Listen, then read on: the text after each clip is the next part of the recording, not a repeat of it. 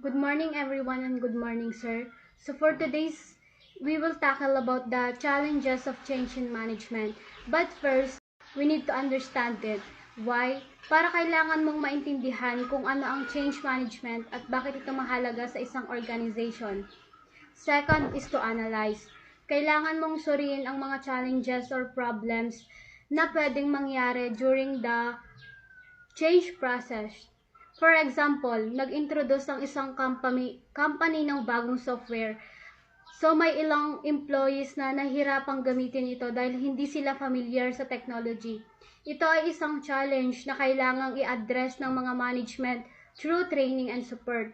And third is evaluate. Kailangan mong malaman kung effective ba ang action ng leaders sa pagpapatupad ng pagbabago. After implementing the change, mahalagang tignan kung naging successful ba ito. Dapat ma-access kung nakatulong ba ang mga strategies na ginamit at kung naabot ba ang goals ng organization. So, what is change management? Change management ay isang structured approach sa pagplano, pag-implement at pag-monitor ng challenges sa isang organization.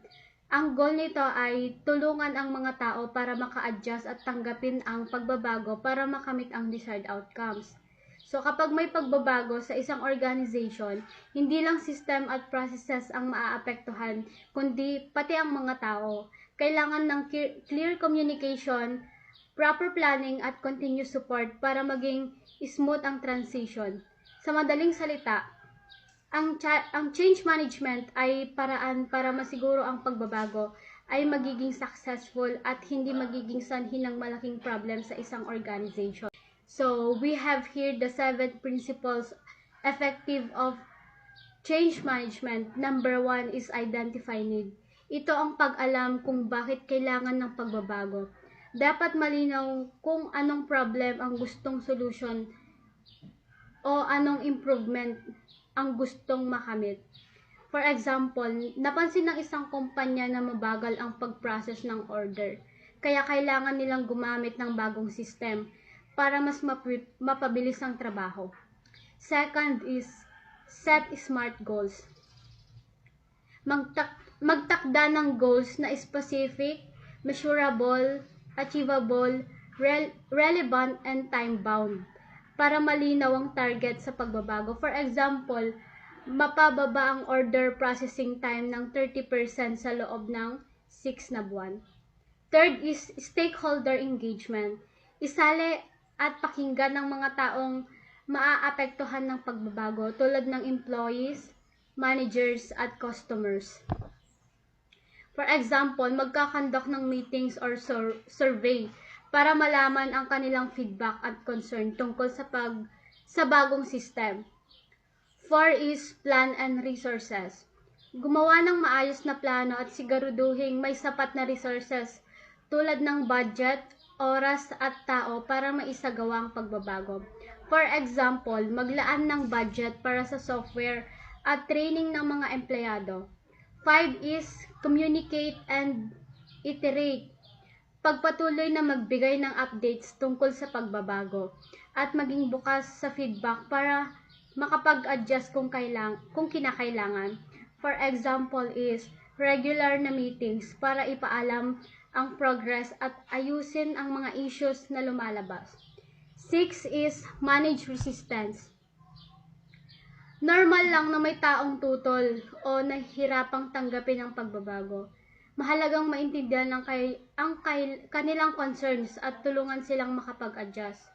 For example, magbigay ng training at support sa mga empleyadong nahihirapan sa bagong system.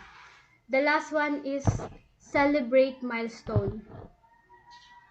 Kilalanin at i-celebrate ang mga achievements habang isinasagawa ang pagbabago. Nakakatulong ito para manatiling motivated ang lahat.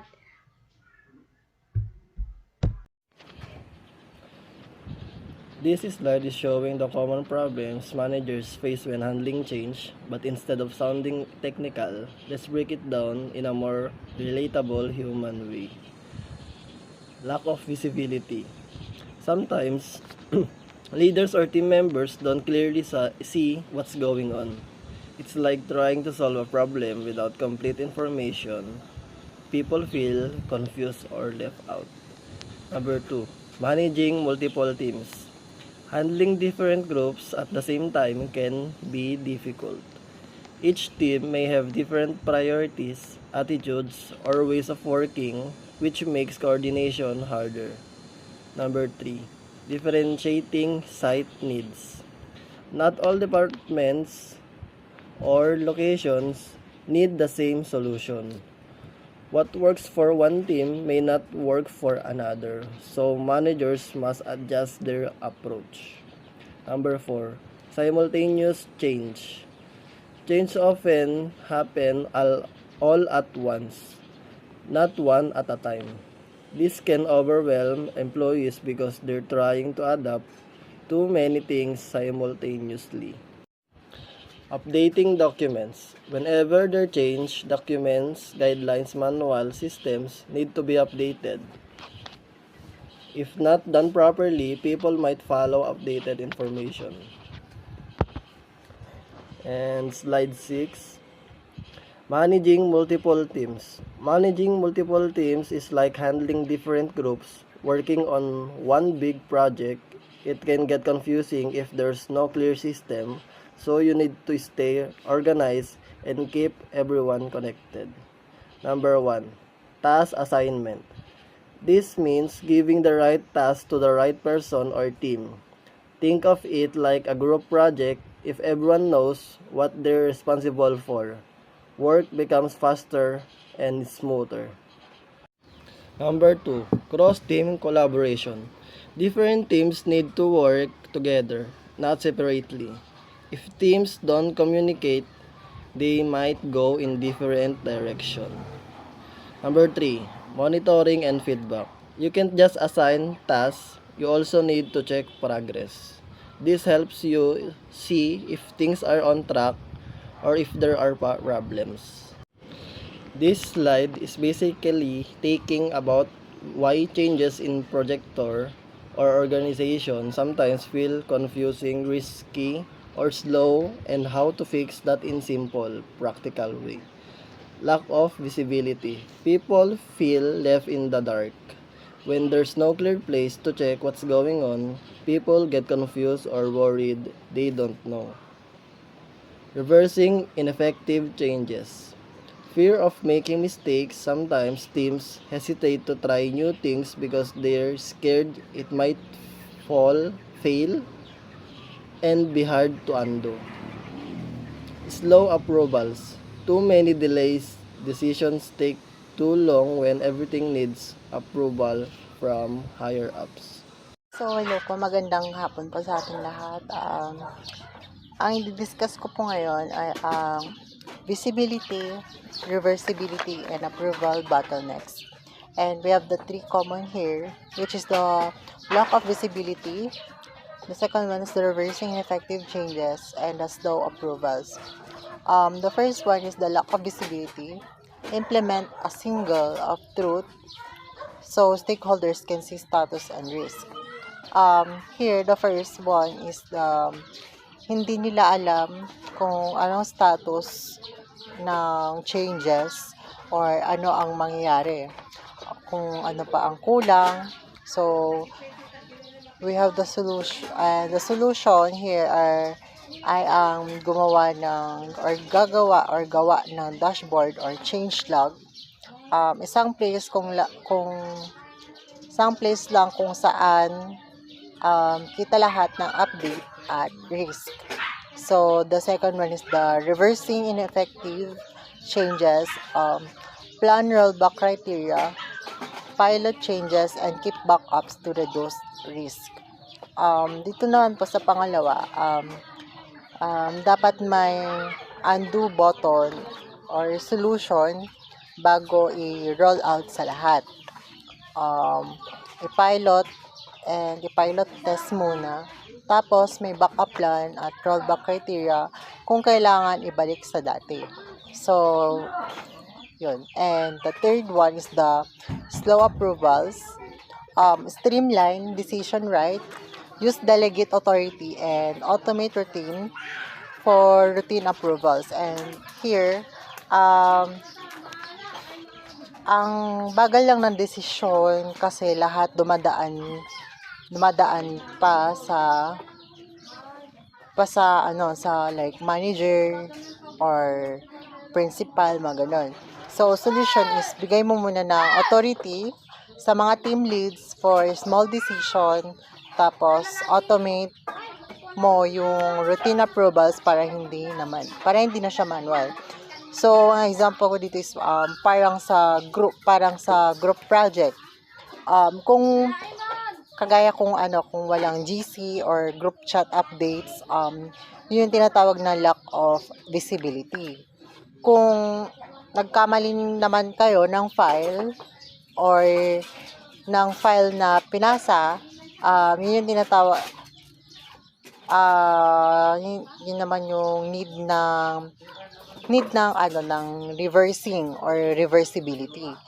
And kung lahat naman is hinihintay si leader or si manager para ma-approve, and yun yung sinatawag na slow approvals. So here, the second slide. Okay. So here, the second slide. Okay. So the second slide is leadership changes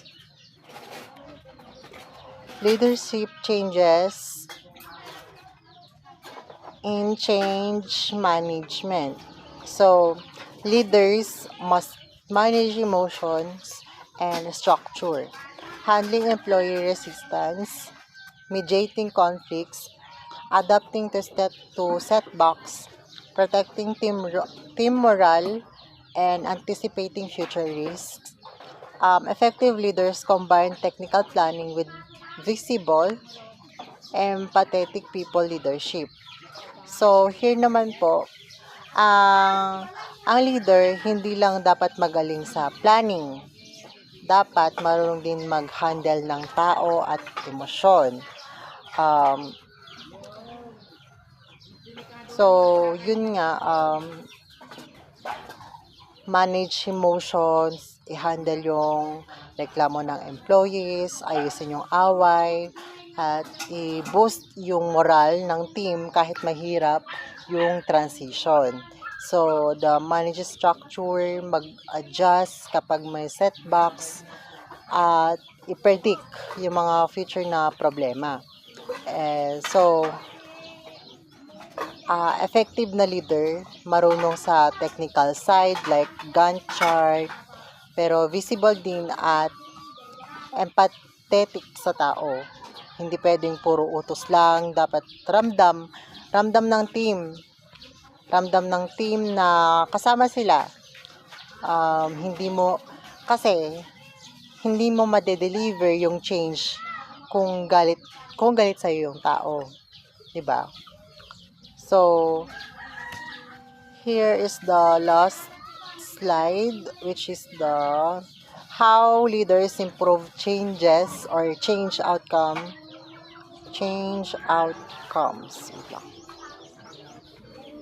So, the first one is we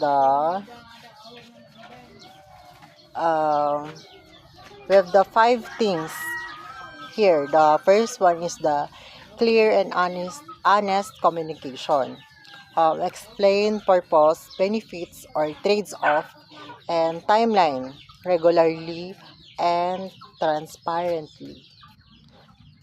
Dito naman, sasabihin mo bakit kailangan mag-change, ano yung benefits, ano mawawala, at kailan mangyayari.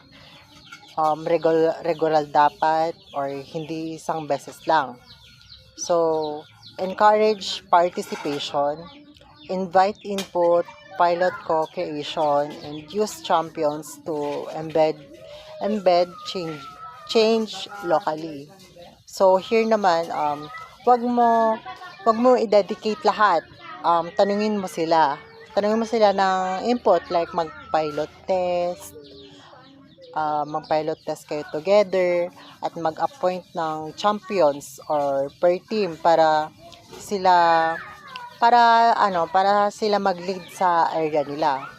So here is the third one is the supporting and training. Ito yung tao, 'di ba? So here is the last slide, which is the how leaders improve changes or change outcomes.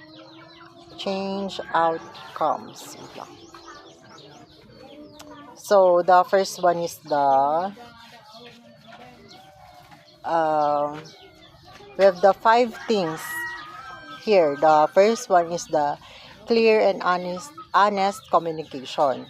Explain purpose, benefits, or trades-off, and timeline regularly and transparently. Dito naman, sasabihin mo bakit kailangan mag-change, ano yung benefits, ano mawawala, at kailan mangyayari. Regular dapat or hindi isang beses lang. So, encourage participation, invite input, pilot co-creation, and use champions to embed change locally. So here naman, wag mo i-dedicate lahat. Tanungin mo sila ng input like mag-pilot test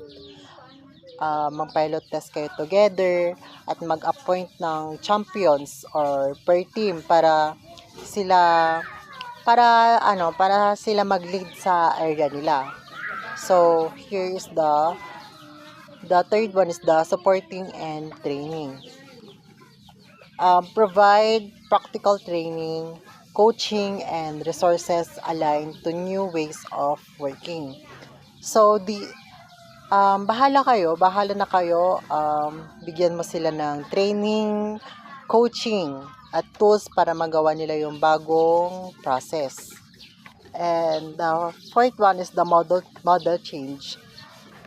Leaders must demonstrate the behaviors they expect from others.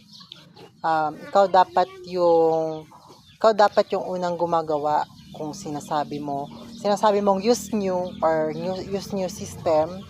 Ikaw dapat unang gumamit or walk the talk, ika nga, di ba? So